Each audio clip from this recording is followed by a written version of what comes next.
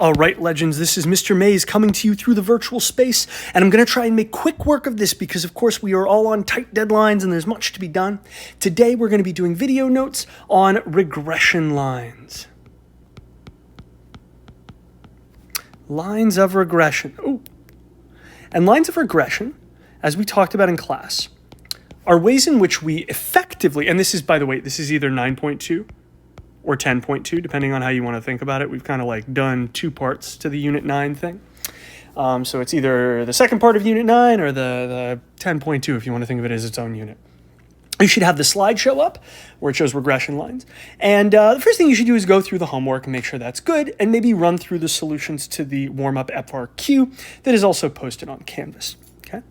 On slide 16, we ask ourselves the essential question of this lesson, which is how can we summarize how one variable predicts another? And that's the goal. We're working with those two quantitative variables on a scatter plot to make what's called a regression line, aka a line of best fit. On slide 17, we clarify what that means. I needn't write this down, but just be aware. It describes how the variable y, remember y is always the response variable, changes in response to, right, x, the explanatory variable. And using these lines of regression, we can predict how behaviors should happen within a certain degree of surety, right? And it is only for linear data. So that's the one thing I'm going to write down right now is linear data only. Excuse me.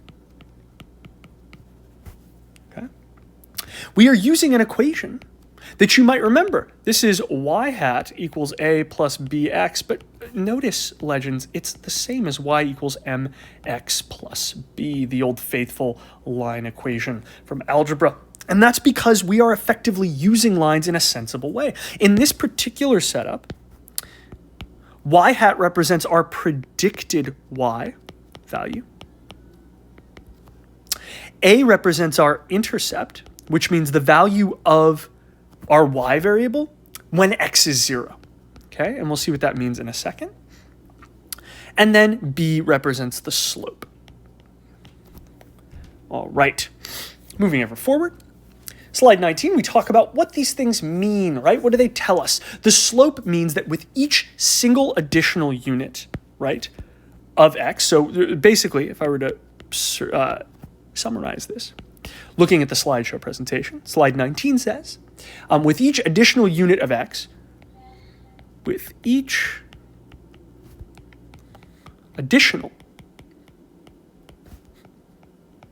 unit of x, y is predicted,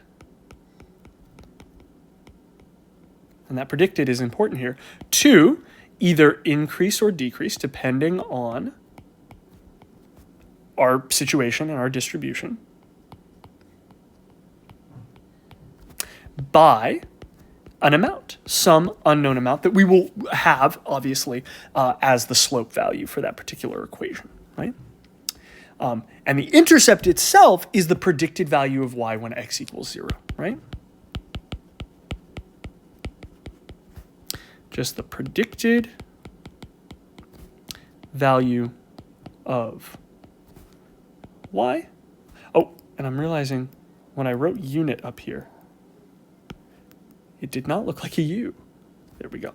Predicted value of y when x is 0. Okay.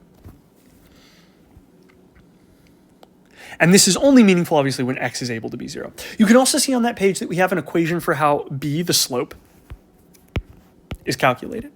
It's equal to our correlational coefficient r times the standard deviation of y over the standard deviation of x. Now, you're not really going to solve that necessarily, but it is available to you there so you can understand how this functions, right? We take the standard deviation, aka the amount of spread that we see from y, and you divide the spread from x beneath it and multiply by the strength value of your coefficient.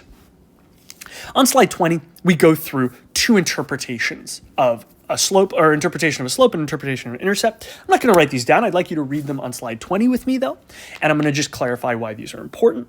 We're looking at a situation where price is equal to a certain starting point, so a cost of a Ford F-150, minus a certain slope per miles driven, right? So for every mile that we drive, we lose about $0.1629. Okay, so what you would say is say as the interpretation of slope, which is important. You're going to have to do that on your quiz.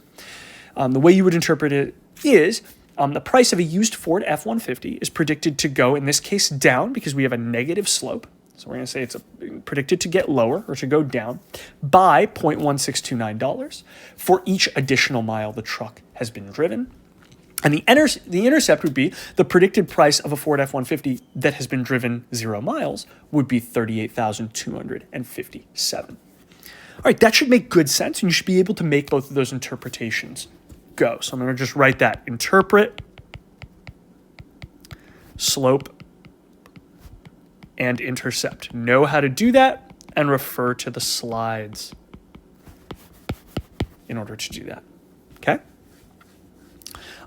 As you can see on slide 21, we also use regression lines to predict particular values. So here we said, how do we use the regression line to predict the cost of a Ford F-150 that's been driven 100,000 miles?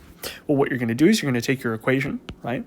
Y hat, or predicted Y, is equal to 38,257 minus 0.1629 x. And what we will do is we will plug in for x 100,000 miles. And the reason we will do this is because 100,000 is the predicted value of miles driven for this particular instance, and we want to know what we would get for y hat if we plug that in. Lo and behold, if you solve that out, the answer is on slide 21, $21,967 is the predicted amount of money you would make on that particular vehicle. All right, we know how to interpret slope and intercept. We also know how to solve for predicted points of slope and intercept. Be aware, slide 22. It's going to be a big one to remember. Do not extrapolate.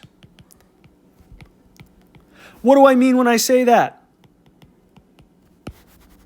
What I mean is only predict for available / measured X values. Okay. So what I mean when I say that is, let's say we have a graph. Let's say X starts at 1, it goes to 50. Okay. If there are dots present from 1 to 50, even if there are gaps there, that's okay. But as long as there are values going up to 50, we are good to go. We measured all those areas. And if it said we measured from 1 to 50 on the x-axis, all of those have been checked for. Even if dots are not present there, we have evaluated that area. Don't go to 51. Don't extrapolate your measured line to 51, and don't extrapolate it backward to like 0 in this case, because we don't have the value for 0. You'll see slide 23 tests this. It says which would be the percentage you would be most comfortable predicting. On that scatter plot, A and E are examples of values you would be extrapolating, because we only have X values ranging from 14 up to 26. You would not feel comfortable extrapolating for A or E. So A and E you cannot do. The answer is C, because C has the most values directly above it that line up with the slope. You wouldn't want to predict for B or for D necessarily. You can, but you wouldn't be as comfortable as with C, because 15% and 26% both do not have values exactly above them, and definitely don't have 2. Okay. Slide 24, how do we reduce error? Well, if you take a look at slide 25, we're learning a very important new term, and that is residuals.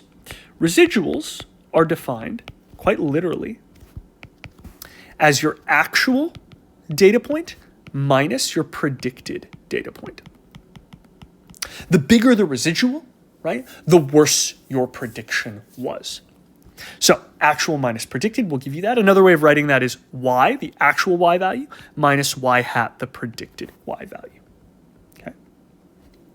Remember, and this is a side note, if residuals are positive, okay, you have under-predicted. On the other hand, if residuals are negative, you have over-predicted. And that should make perfect sense. Slide 26, we go through and we make a prediction. This is a very common question. I won't write anything down for this, but what I will say, or I may write some solution stuff down. But if you look at the question on slide 26, we have our equation again for the Ford F-150. Calculate the residual for a Ford F-150 that has 130,000 miles on it and sold for 10 grand. We know it sold for 10 grand. So already if I'm looking for my residual, actual would be 10,000, right? That's our actual amount. It said it sold for 10 grand. Now we want to calculate the residual. Well, we know X was 130,000 miles. So what we'll do is we'll use our equation. And that'll be provided for any problem like this. Minus 0.1629 times miles driven, which in this case was 130,000. Okay? In effect, what you're going to find here is that it comes out to about 17,080. Okay? That's what you should get for this amount. And when you do the calculation, your residual is equal to negative 7,080. What does that mean? Well, because it's negative, it means we overpredicted. So we would say, as you can see on slide 27, the model overpredicted the price of the car by 7,080 when using X as the 130,000 miles on the car, right? You need to give an answer precisely like that when interpreting a residual. So I'll write that down. Interpret residuals. Be very comfortable doing that and understanding what they mean. Okay, so look at that and turn your attention to slide 27. That's a perfect way to answer that. You would say, because it's negative, we are over predicting this value, right? Our actual is lower than our prediction. So we would say the model over predicted the price of the car by $7,080 when using X equals 130,000 miles in the car. We have to state both of those thoughts. All right, least squared regression lines. What are they? Well, what you do effectively, and you can see this on slide 28, you're taking residuals and you're squaring those residuals and you're summing them up, right? And we use least squared regression lines to get a feel for the standard deviation of your residuals. That standard deviation allows us to better predict, hey, how off are we, right? The lower that standard deviation is, the closer we are to actually nailing what we want to, right? Our regression line has smaller residuals, meaning that it is more accurate, versus a bigger value for our regression line squared means we are failing to predict as well as we maybe want to. Excuse me. And you can see they show up as these little squares. Some people are confused as to whether it matters if the square is moving to the left or to the right of the residual line I've drawn there. It does not. It simply shows the visual space that is taken up by the failure to hit the true point, right? So bigger squares mean residuals are greater, meaning we missed more points, right? You can see another version of this on slide 29. On slide 30, we're reminded of a couple of other things about residuals, right? First of all, residual plots are only for linear situations. We know this already from the top of our slideshow. Linear only for these. And the reason why is there can be no pattern to your residuals. They should be random. What do I mean when I say that? I essentially mean that your residuals should be kind of all over the place in terms of like one up there, one down here, one up there, one down here. There shouldn't be a clear pattern to it. If there is, you're probably dealing with a curved / nonlinear scatter plot. And I'll show you examples of that on slide 31. But before we go there, the other thing you should remember is residuals should be centered at 0. And what that means is if 0 is where the line exists, right? The line of the slope, all our residuals revolve around that 0, right? And there should be around an even number of high to low residuals because our line is plotting the middle spot, right? So overall, if you were to like average all of those residuals, you would find a particular amount by which we are on average moving away from the correct value in general. Okay, if you take a look on slide 31, we see examples of patterns for residuals, right? Both of these are curved, and so because of that, we can kind of predict how far off we're going to be at various points because it's consistent, and that is not something we can afford. We cannot do that with residuals in linear models. Now, slide 32, we ask the question, how well does the line fit the data? How accurate are predictions using the line, right? There are two ways to evaluate this that we use. One of them is S, okay? So how well does our line the data?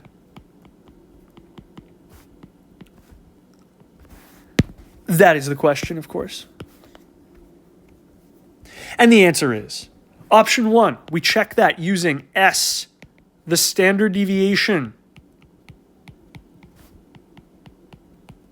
of our residuals. We take our residuals, we find a standard deviation of it, and we're good to go. That's in units of y. Right? So whatever the y unit is, that's how that will present. It will be provided to you, and you will use it to interpret your situation. Okay? The other option, and the one we use more often, is r squared, aka RSQ. Okay? And that, of course, as we learned in last slideshow, is the R, right? Our correlational coefficient. And then we square that value. And what it tells us is, as it says on slide 33, the proportion of variability in y that is explained by x in our linear model. So the amount of variability we see in the values of y that x takes care of. 1 minus that would tell you the amount of variability in y that x does not account for. And we use r squared because, remember this, there is no unit for r squared. But there is a unit for standard deviation of your residuals, and so it makes it harder to compare.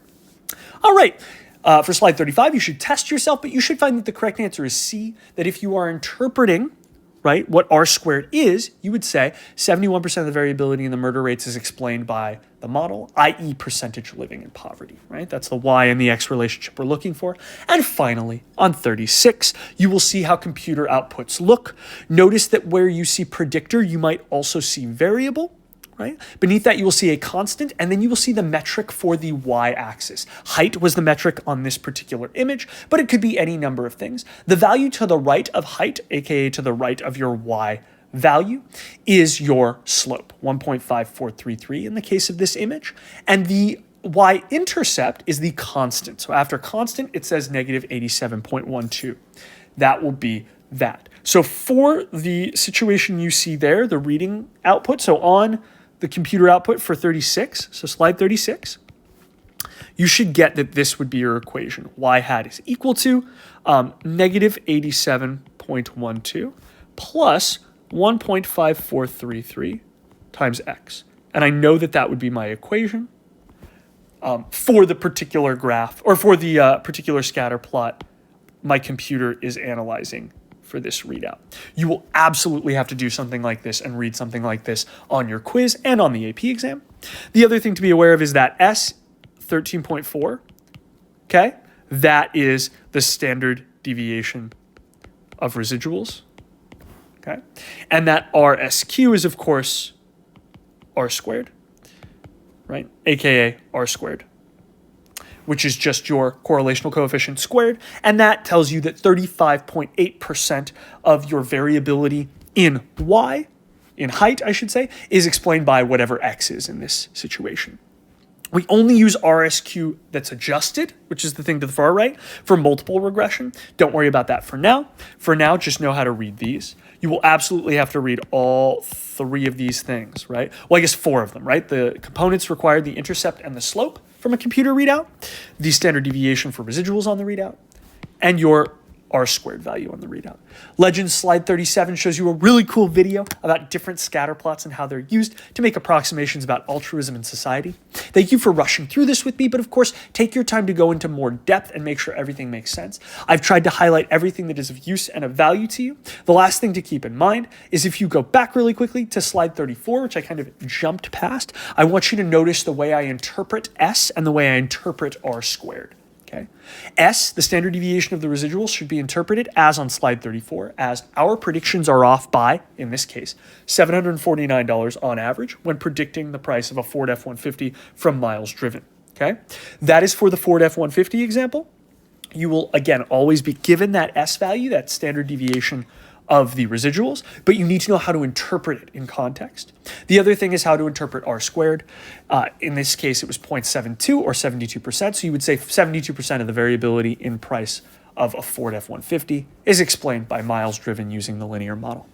My tips for you on the mini quiz: know how to interpret everything, study a solid amount of this regression line work and these computer outputs, and then be ready, of course, with the scatter plot stuff from the previous video as well. Go through your notes. You're going to do a great job if you know your stuff. Come in early, shoot me remind messages. I'm so proud of you. Thank you for being my students. Thank you for rolling with me. This is Mr. Mays signing off.